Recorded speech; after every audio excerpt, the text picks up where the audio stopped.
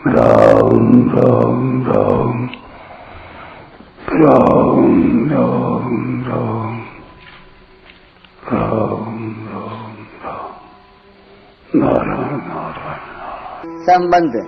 पूर्व श्लोक में भगवान ने बताया कि क्षेत्र के साथ यानी शरीर के साथ संबंध रखने से, उसकी तरफ दृष्टि रखने से यह पुरुष जन्म मरण में जाता है। तो अब प्रश्न होता है कि इस जन्म मरण के चक्कर से छूटने के लिए उसको क्या करना चाहिए। इसका उत्तर भगवान आगे के 27वें श्लोक में देते हैं। समं सर्वेषु भूतेषु तिष्ठन्तं परमेश्वरं विनाशात् विनाशन्तं यः पश्यति स पश्यति। जो नष्ट होते हुए संपूर्ण प्राणियों में परमात्मा को नाश रहित और समरूप से स्थित देखता है, वही वास्तव में सही देखता है। व्याख्या। समम सर्वेषु भूतेषु, परमात्मा को संपूर्ण प्राणियों में सम कहने का तात्पर्य है कि सभी प्राणी विषम हैं, अर्थात स्थावर जंगम हैं, सात्विक राजस तामस हैं, आकृति से छोटे बड़े लंबे चौड़े हैं, नाना वर्ण वाले हैं। इस प्रकार तरह तरह के जितने भी प्राणी हैं, उन सब प्राणियों में परमात्मा समरूप से स्थित हैं। वे परमात्मा किसी में छोटे बड़े कम ज्यादा नहीं हैं।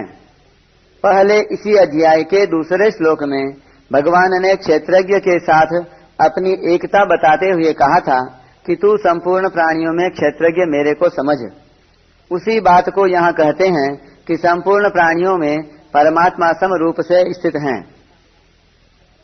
तिष्ठन्तम, संपूर्ण प्राणी उत्पत्ति, स्थिति और प्रलय इन तीन अवस्थाओं में जाते हैं। सर्ग, प्रलय, महासर्ग, महाप्रलय में जाते हैं। ऊंच नीच गतियों में, योनियों में जाते हैं, अर्थात सभी प्राणी किसी भी क्षण स्थिर नहीं रहते, परंतु परमात्मा उन सब अस्थिर प्राणियों में नित्य निरंतर एक रूप से स्थित रहते हैं। परमेश्वरम, सभी प्राणी अपने को किसी न किसी का ईश्वर अर्थात मालिक मानते ही रहते हैं, परंतु परमात्मा उन सभी प्राणियों के तथा संपूर्ण जड़ चेतन संसार के परम ईश्वर हैं।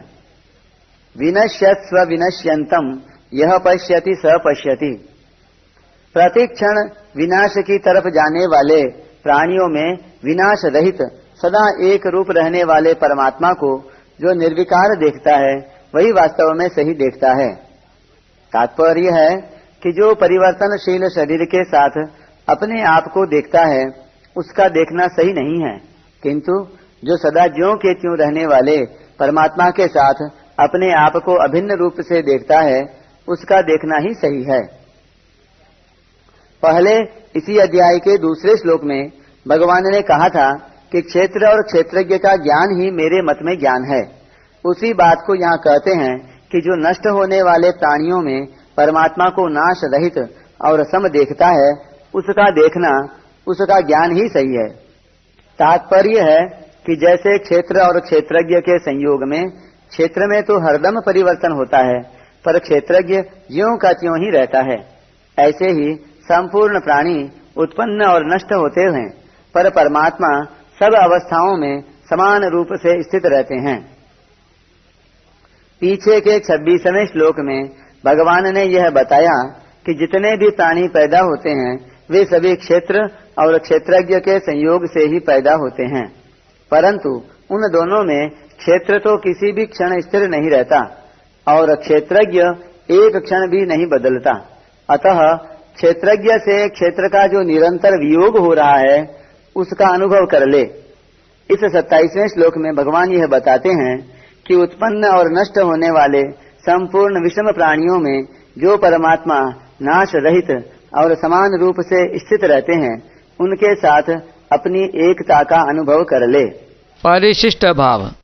जैसे आकाश में कभी सूर्य का प्रकाश फैल जाता है, कभी अंधेरा छा जाता है, कभी धुआं छा जाता है, कभी काले काले बादल छा जाते हैं, कभी बिजली चमकती है, कभी वर्षा होती है, कभी ओले गिरते हैं, कभी तरह तरह के शब्द होते हैं, गर्जना होती है, परंतु आकाश में कोई फर्क नहीं पड़ता।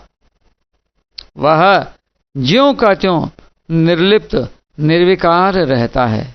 ऐसे ही सर्वत्र परिपूर्ण सत्ता में कभी महासर्ग और महाप्रलय होता है, कभी सर्ग और प्रलय होता है, कभी जन्म और मृत्यु होती है, कभी अकाल पड़ता है, कभी बाढ़ आती है, कभी भूचाल आता है, कभी घमासान युद्ध होता है, परंतु सत्ता में कोई फर्क नहीं पड़ता। कितनी ही उथल पुथल हो जाए, पर सत्ता ज्यों की त्यों निर्लिप्त निर्विकार रहती है।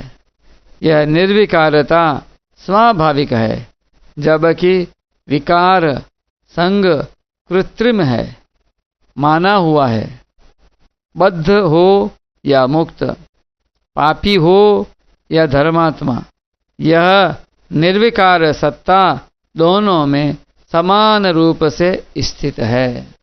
जैसे गंगा जी निरंतर बहती रहती है, पर जिसके ऊपर बहती है वह आधारशिला ज्यों की त्यों स्थिर रहती है।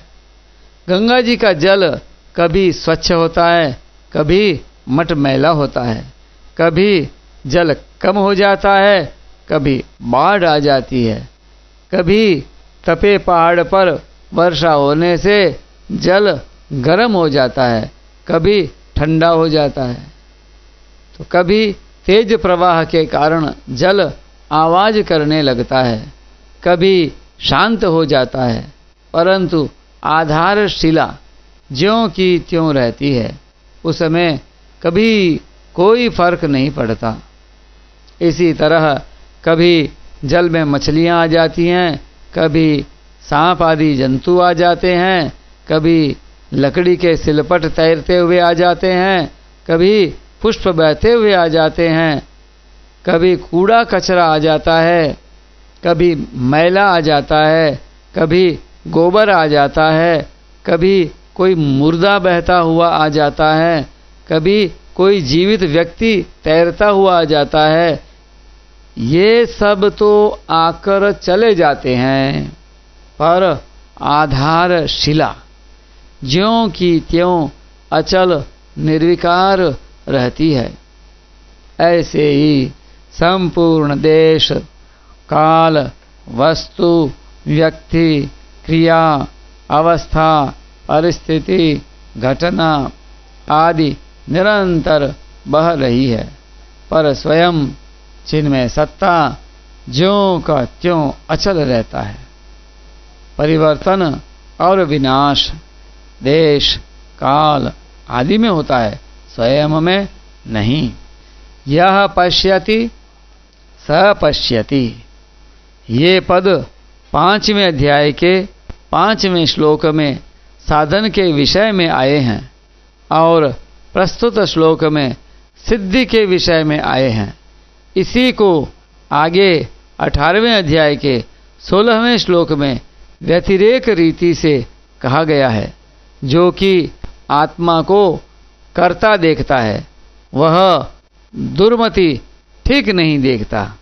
न स पश्यति दुर्मति ही।